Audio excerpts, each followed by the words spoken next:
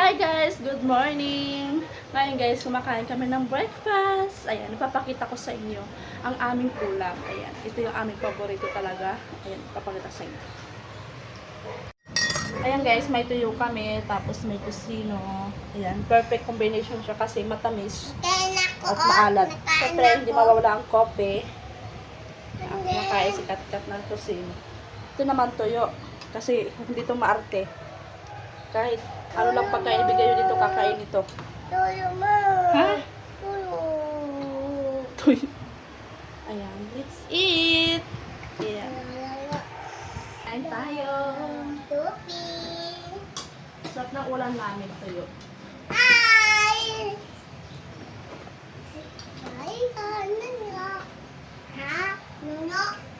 Masabi nyo dandan, nuno. Kusino. I love it.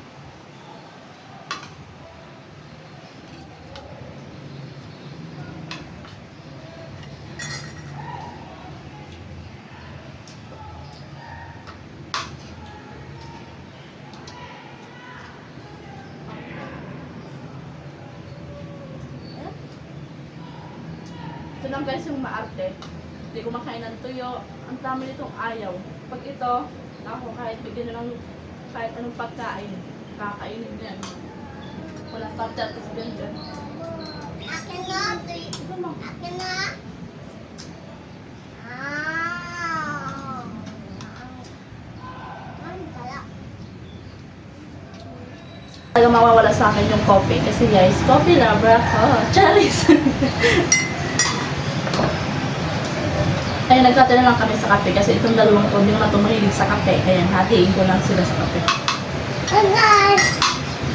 Ewan ko. Kaya kanin. Mama, samin may. Oo. Ito guys, napakatakot sa ulam pero sa kanin hindi matagaw. Ulo lang yung guys yung pinapapap. Ito naman, masiban din naman to. Makain din naman itong kanin. Mas lamang pa nga yung kanin kaysa sa ulam. Matipid ko sa ulam kasi Kat-Kat. Ito naman kasi pinapapak lang mo lang. Ayan. Ibindan na sa'yo ulam.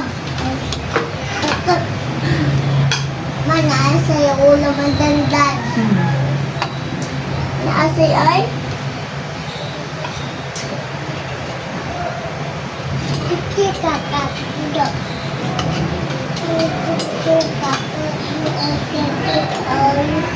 Magkain na.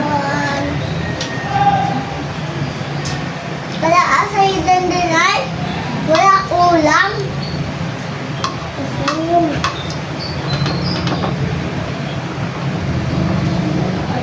Hi.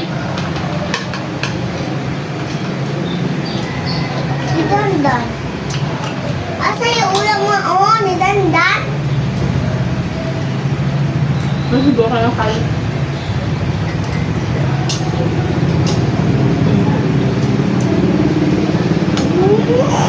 Kailangan subuatan ng kanin guys. Kasi tagapapak taga ng ulam ko. Kaya asay yan. Manila na asay. Dandan.